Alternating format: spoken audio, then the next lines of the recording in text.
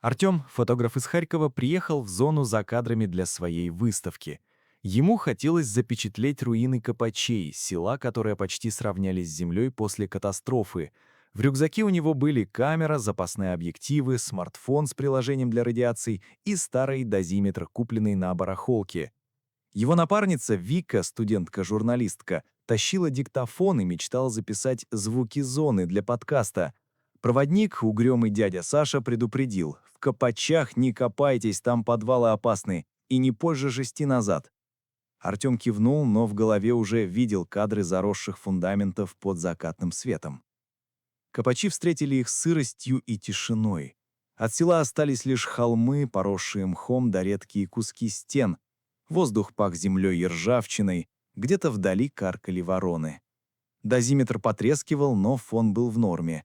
Артем снимал все подряд: треснувший асфальт, грибы, торчащие из земли, и знак «Радиационная опасность», покосившийся у тропы. Вика включила диктофон. «Чувствуете? Здесь как будто время умерло». Артем ухмыльнулся. «Классный кадр будет». Они нашли остатки дома, фундамент и полуразрушенный подвал, заросший травой. Дверь в подвал, ржавая, но крепкая, была приоткрыта. Артем направил камеру внутрь. Тьма, запах плесени и что-то металлическое, блестящее в углу. «Смотри, Вика, там что-то есть», — сказал он, чувствуя, как любопытство тянет вперед. Вика нахмурилась. Дядя Саша сказал не лезть.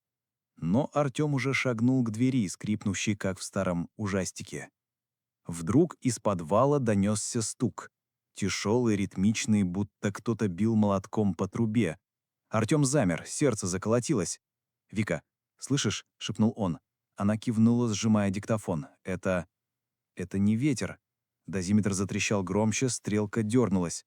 Стук повторился, теперь быстрее, как сигнал. Тук-тук-тук. Тук.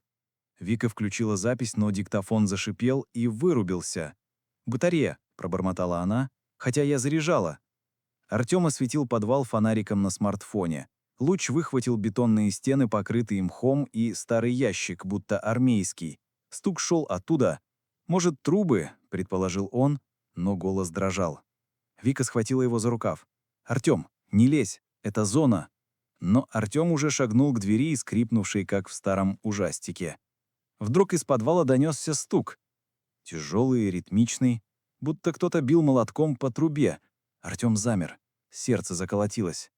«Вика, слышишь?» — шепнул он. Она кивнула, сжимая диктофон. «Это не ветер». Дозиметр затрещал громче, стрелка дернулась. Стук повторился, теперь быстрее, как сигнал. Тук-тук-тук. Тук.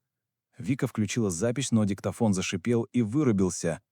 «Батарея», — пробормотала она, — «хотя я заряжала».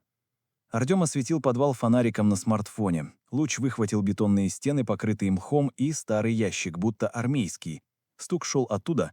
«Может, трубы?» — предположил он, но голос дрожал. Вика схватила его за рукав. «Артем, не лезь, это зона». Но Артем уже спустился по шатким ступеням, чувствуя, как холод пробирает под куртку. В подвале пахло сыростью и чем-то кислым, как старое масло. Стук стал громче, теперь с паузами, будто кто-то ждал ответа. Дозиметр орал, стрелка зашкаливала. Артем подошел к ящику, на нем была выцарапана надпись «Не открывай». Он замер, но стук вдруг перешел в низкий гул, как будто что-то шевелилось внутри. Вика стоял у входа, кликнула: «Артем, назад!» В этот момент ящик дернулся, как будто его толкнули изнутри. Артем отшатнулся, уронив камеру. Объектив треснул, но экран все еще показывал ящик и тень, мелькнувшую за ним, человеческую, но слишком длинную, как будто растянутую. Они выбежали из подвала, спотыкаясь о корни. Стук гнался за ними, эхом отражаясь от стен. Когда они выскочили на поверхность, луна заливала Копачи холодным светом. Дозиметр затих, показывал норму. Вика, задыхаясь, проверила диктофон. Он включился, но вместо стука записался шепот, низкий, невнятный, как будто кто-то повторял «Не открывай». Дядя Саша ждал их у тропы, ругаясь. «Я же сказал, не лезьте в подвалы». Артем, все еще бледный, рассказал про стук и ящик. Проводник сплюнул. «Радиация там, газы, метан, вот и стучит.